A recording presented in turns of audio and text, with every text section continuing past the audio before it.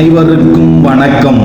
அலைகடல் ஓரத்தில் ஆர்ப்பரிக்கும் அலைகளின் ஓசையை முருகனின் திருநாமம் பாடும் சங்கீதமாக ஒலிக்கும் திருத்தலம் திருச்செந்தூர். முருகப்பெருமான் அசுரர்களை சம்ஹாரம் செய்து தேவர்களை காத்தருளிய வெற்றி திருமகன் வீற்றிருக்கும் புனித பூமி இது. சக்திவேலுடன் சூரனை சம்ஹரித்த இடம் இதுதான். சூரசம்ஹார நிகழ்வு இன்றும் இங்கே சிறப்பாக கொண்டாடப்படுகிறது. பல்லாயிரம் பக்தர்கள் தினமும் முருகப்பெருமானை தரிசித்து தங்கள் வாழ்வில் எல்லா நலன்களையும் பெறுகின்றனர். இந்த கோவில் பல நூற்றாண்டுகளுக்கும் மேலான பழமையானது என்று கூறுகிறார்கள். பாண்டிய மன்னர்கள் முதல் நாயக்க மன்னர்கள் வரை பல அரசர்களின் திருப்பணிகளை பெற்று கம்பீரமாக நிற்கிறது. வாருங்கள், அதிசயமும் அற்புதமும் நிறைந்த திருச்செந்தூர் சுப்பிரமணிய சுவாமி திருக்கோவிலின் சிறப்புகளையும் முருகப்பெருமானின் பெருமைகளையும் நாம் காணப்போகிறோம். திருநெல்வேலியில் இருந்து கிழக்கே சுமார் 60 கிலோமீட்டர் தொலைவில் கடற்கரை ஓரத்தில் அமைந்துள்ளது திருச்செந்தூர். இக்கோயிலானது தூத்துக்குடி மாவட்டத்தின் கீழ் இயங்குகிறது. அமைவிடம் முருகனுக்குரிய அறுபடை வீடுகளில் திருச்செந்தூர் மட்டும் கடற்கரையிலும் பிற 5 மலை கோயிலாக அமைந்துள்ளது குறிப்பிடத்தக்கது. 130 அடி உயரம் கொண்ட இக்கோயிலின் கோபுரம் 9 தளங்களை கொண்டதாக அமைந்துள்ளது. முருகப்பெருமான் சூரனை ஆட்கொண்ட பின்பு தனது வெற்றிக்கு நன்றி தெரிவிக்கும் விதமாக சிவ பூஜை செய்தார். இந்த கோலத்திலேயே முருகன் வலது கையில் தாமரை மலருடன் அருளுகிறார். தலையில் சிவயோகி போல ஜடாம குடமும் தரித்திருக்கிறார். இவருக்கு இடதுபுற பின்புற சுவரில் ஒரு லிங்கம் இருக்கிறது. இவருக்கு முதல் தீபாராதனை காட்டிய பின்பே முருகனுக்கு தீபாராதனை நடக்கும். சண்முகர் சன்னதியிலும் சுவாமிக்கு பின்புறம் லிங்கம் இருக்கிறது. இவ்விரு லிங்கங்களும் இருளில் உள்ளதால் தீபாராதனை ஒளியில் மட்டுமே காண முடியும். இது தவிர முருகன் சன்னதிக்கு வலப்புறத்தில் பஞ்சலிங்க சன்னதியும் இருக்கிறது. திருச்செந்தூரில் முருகன் சன்னதியின் மேற்கு திசையில் ராஜகோபுரம் இருக்கிறது. முருகப்பெருமான் இத்தலத்தில் கடலை பார்த்தபடி கிழக்கு நோக்கி காட்சியளிக்கிறார். பிரதான கோபுரம் சுவாமிக்கு எதிரே, அதாவது கிழக்கு திசையில் தான் அமைந்திருக்க வேண்டும். ஆனால் அப்பகுதியில் கடல் இருப்பதால் மேற்கில் கோபுரம் கட்டப்பட்டுள்ளது. கந்த சஷ்டி விழாவில் முருகன் திருக்கல்யாணத்தின் போது நள்ளிரவில் ஒரு நாள் மட்டும் இந்த வாசல் திறக்கப்படும். சூரசம்ஹார மூர்த்தியான திருச்செந்தூர் முருகன் கிழக்கு நோக்கி நின்ற கோலத்தில் காட்சியளிக்கிறார். இவருக்கு அருகில் இடப்புறத்தில் சிவலிங்க ஜெகநாதர் இருக்கிறார். முருகப்பெருமானை சுப்பிரமணியர் வணங்குகிறார் என்று புராணம் கூறுகிறது. இவரது வலது கை மேல் சக்தி வேலாயுதம் ஏந்தி இடது மேல் கையில் செபமாலை தரித்தவராகவும் அழகிய இடது இடுப்பில் வைத்துக்கொண்டு வலது கீழ்கையில் பூவை வைத்தவராகவும் வீரமுடையவராகவும் முக்கண்ணனை சதா பூஜை செய்பவராகவும் கடற்கரையில் நின்றபடி காட்சியளிக்கிறார். முருகப்பெருமான் தன்னை நாடி வரும் பக்தர்களுக்கு வேண்டுவதெல்லாம் கொடுப்பவராகவும் காட்சி தருகிறார். சிங்கார வேலனாக சிக்கலில் வேல் வாங்கிய முருகப்பெருமான் சூரபத்மனை அழிப்பதற்காக போருக்கு கிளம்புகிறார். அருள் வடிவான முருகனுக்கு சூரனை வதைக்க மனமில்லை. அதனால் வீரபாகு தலைமையிலான நல வீரர்களை தூது அனுப்பினார். தேவர்களை சிறையிலிருந்து விடுவிக்கும்படியும் அறிவுரை கூறினார் வீரபாகு. சூரனோ ஆணவம் என்னும் பேரிருள் வடிவம் கொண்டு யாவரையும் அழிக்க எண்ணினான். சூரபத்மனின் பிள்ளைகளாகிய பானுகோபன், அக்னி முகாசுரன், தம்பிகளான பானுகோபன் வரத்தினால் பெற்ற இந்திர ஞாலத்தேர், சிங்க வாகனம், சேனைகள் அனைத்தையும் சூரபத்மன் இழந்தான். இறுதியில் மாயப்போர் முறைகளை செய்ய துவங்கினான். கடலில் சென்று உலகமெல்லாம் நிலைகுலையும் வகையில் பெரிய மாமரமாக நின்றான். என்றான். வீறு கொண்டு எழுந்த முருகன் வேலாயுதத்தை ஏவிவிட்டார். அம்மாமரம் இரு கூறாக சிதைந்தது. ஒரு பாதியை மயிலாகவும் மறு பாதியை சேவலாகவும் மாற்றி ஏற்றுக்கொண்டார். முருக தத்துவத்திற்கு சிறப்பான தனித்தன்மை உண்டு. சூரசம்காரம் என்றால் அசுரனாகிய சூரபத்மனை முருகப்பெருமான் கொன்றார் என்று பொருள் கொள்ளக்கூடாது. உண்மையில் சூரனையும் ஆட்கொண்டு பெருவாழ்வு தந்தருள்கிறார் முருகப்பெருமான். எந்த தெய்வத்திற்கும் இல்லாத சிறப்பு இதுவாகும்.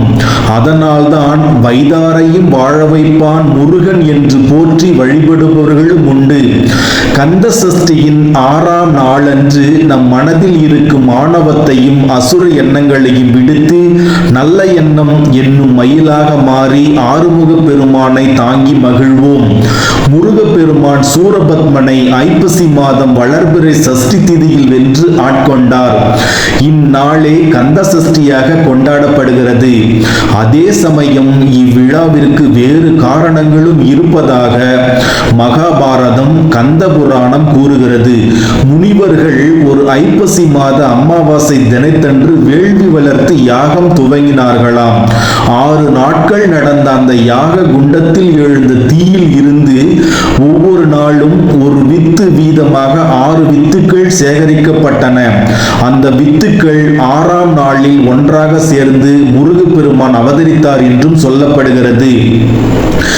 இவ்வாறு முருகன் அவதரித்த நாள் கந்தசஷ்டி என மகாபாரதம் கூறுகிறது. கந்த புராணத்தில் கச்சியப்ப சிவாச்சாரியார் தேவர்கள் ஐப்பசி மாத வளர்பிறையில் முதல் 6 நாட்கள் கும்பத்தில் முருகனை எழுந்தருளச் செய்து அசுரர்களை வதம் செய்வதற்காகவும் அவரது அருள் வேண்டியும் நோன்பு இருந்தனர். முருகனும் அவர்களுக்கு அருள் பாலித்தார் என்று சொல்லப்படுகிறது. இதனை நினைவுறுத்தும் வகையில்தான் ஐப்பசி மாதம் அமாவாசையை அடுத்து கந்த சஷ்டி கொண்டாடப்படுகிறது என்கிறார். 12 நாள் விழா, அதாவது முருக தலங்களில் கந்த சஷ்டி விழா 6 நாட்களே நடக்கும். சில தலங்களில் சஷ்டிக்கு மறுநாள் முருகன் திருக்கல்யாணத்துடன் சேர்த்து 7 நாட்கள் நடத்துவார்கள். ஆனால் திருச்செந்தூரில் மட்டும் கந்த சஷ்டி விழாவை 12 நாட்கள் கொண்டாடுகின்றனர். முதல் 6 நாட்களில் சஷ்டி விரதம், சூரசம்காரம், 7ஆம் நாளில் முருகன் தெய்வானை திருக்கல்யாணம், அடுத்த 5 நாட்கள் சுவாமி திருக்கல்யாணம் கோலத்தில் ஊஞ்சல் சேவை ஆகியன நடக்கும். திருச்செந்தூரில் ஐப்பசி மாத அமாவாசைக்கு மறுநாள் அதிகாலையில் மூலஸ்தானத்தின் பின்புறத்தில் வள்ளி தெய்வானை சன்னதிகளுக்கு நடுவே உள்ள ஹோம மண்டபத்திற்கு மூலவரின் பிரதிநிதியாக வள்ளி தெய்வானையுடன் செயந்திநாதர் அதாவது முருகன் எழுந்தருளுகிறார். அறுகோண வடிவில் அமைக்கப்பட்ட யாக குண்டத்தில் யாகம் துவங்கும். குண்டத்தை சுற்றிலும் சிவன், அம்பிகை, 4 வேதங்கள், முருகன், வள்ளி தெய்வானை, திருமால், விநாயகர், சப்தகுரு, பிரம்மா, தேவர்கள், சூரியன் மற்றும் துவார பாலகர்கள் என அனைத்து தேவதைகளையும் கும்பத்தில் எழுந்தருளச் செய்கின்றனர். தினமும் உச்சி காலத்தில் யாகசாலை பூஜை முடிந்தவுடன் ஜெயந்திநாதர் சண்முக விலாச மண்டபத்திற்கு எழுந்தருளுகிறார். 6ஆம் நாளன்று சூரசம்ஹாரம் செய்வதற்காக வள்ளி தெய்வானை இல்லாமல் தனித்து கடற்கரைக்கு எழுந்தருளுகிறார். சம்ஹாரம் முடிந்த பின் வெற்றி வேந்தராக வள்ளி தெய்வானையுடன் யாகசாலைக்கு திரும்புகிறார் முருகன். மும்மூர்த்திகளின் முருகன் முருகப்பெருமான் சிவபெருமானின் அம்சமாக அவதரித்தவர். ஓம் எனும் பிரணவ மந்திரத்தின் பொருளை தந்தைக்கே குருவாக இருந்து உபதேசித்தவர் என்றும் சொல்லப்படுகிறது. அதே மந்திரத்தின் பொருள் தெரியாத பிரம்மாவை சிறையில் அடைத்தவர் என்றும் சொல்லப்படுகிறது. சூரனை சம்காரம் செய்து பின் மகாவிஷ்ணுவின் மகளை மணந்து கொண்டவர். மாமனான மகாவிஷ்ணுவின் பாசத்திற்கு கட்டுப்பட்டவர். இவ்வாறு முருகன் மும்மூர்த்திகளாகவும் திகழ்கிறார். இதனை உணர்த்தும் விதமாக திருச்செந்தூரில் முருகப்பெருமான் ஆவணி மாசி மாத திருவிழாவின் போது சிவன், பெருமாள், பிரம்மா என மும்மூர்த்திகளின் அம்சமாகவே காட்சி தருகிறார் என்று சொன்னால் அது மிகையாகாது. விழாவின் 7ஆம் நாளன்று மாலையில் இவர் சிறப்பு நிறை ஆடை சாத்தி சிவபெருமானாகவே காட்சி தருகிறார். மறுநாள் அதாவது 8ஆம் நாள் அதிகாலையில் இவர் வெண்ணிற ஆடையில் பிரம்மாவின் அம்சமாக அருளுகிறார்.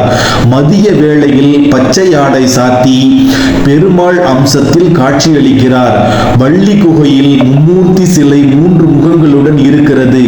கண்ணாடிக்கு அபிஷேகம் செய்யப்படுகிறது. ஆம், ஜெயந்திநாதர் சூரனை சம்காரம் செய்த பின்பு பிரகாரத்தில் உள்ள மகாதேவர் சன்னதிக்கு எழுந்தருளுகிறார். அப்போது சுவாமியின் எதிரே ஒரு கண்ணாடி வைக்கப்படுகிறது. அர்ச்சகர் கண்ணாடியில் தெரியும் ஜெயந்திநாதரின் பிம்பத்திற்கு அபிஷேகம் செய்கிறார். இதை சாயாபிஷேகம் என்பார்கள். சாயா என்றால் நிழல் என பொருள்படுகிறது. போரில் வெற்றி பெற்ற தன்னை குளிர்விக்கும் விதமாக நடத்தும் அபிஷேகத்தை முருகப்பெருமானே கண்டு மகிழ்வதாக ஐதீகம். அதன் பின்பு சுவாமி தன் சன்னதிக்கு திரும்புகிறார். அத்துடன் சூரசம்ஹாரம் முடிவடைகிறது.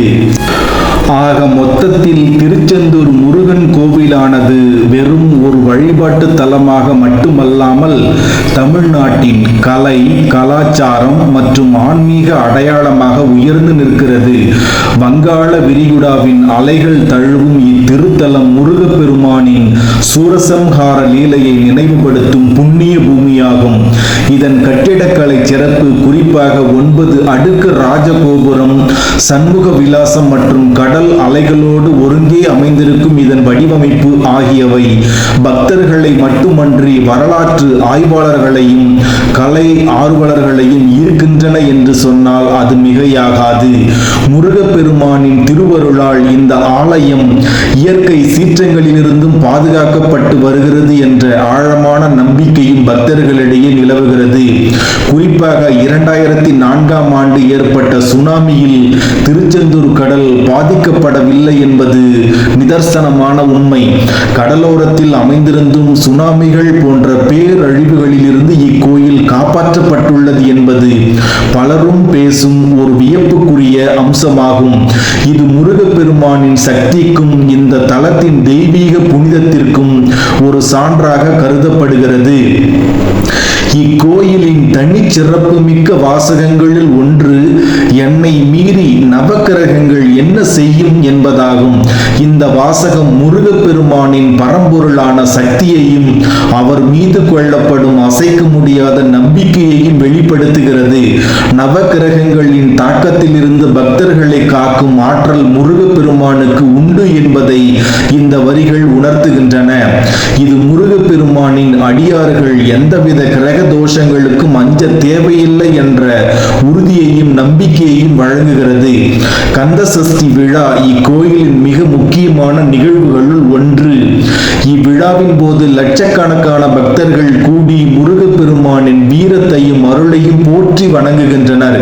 இக்கோயில் வெறும் ஒரு கட்டிட அமைப்பல்ல, அது பல நூற்றாண்டுகளாக தமிழ் மக்களின் நம்பிக்கையையும் கலாச்சாரத்தையும் ஆன்மீக உணர்வையும் தாங்கி நிற்கும் ஒரு அசைக்க முடியாத தூணாகும். இந்த அற்புதமான திருத்தலத்தை பற்றிய தகவல்களை உங்களுக்கு வழங்கியதில் மகிழ்ச்சி. இது போன்ற ஆன்மீக மற்றும் கலாச்சார சிறப்புகளை பற்றி மேலும் மேலும் அறிய எங்கள் சேனலுக்கு தொடர்ந்து ஆதரவு தாருங்கள். லைக் செய்யுங்கள், கருத்துக்களை பதிவிடுங்கள், மற்றவர்களுடன் பகிர்ந்து கொள்ளுங்கள். மேலும் மறக்காமல் புதிய நண்பர்கள் சப்ஸ்கிரைப் செய்து கொள்ளுங்கள். நன்றி, வணக்கம்.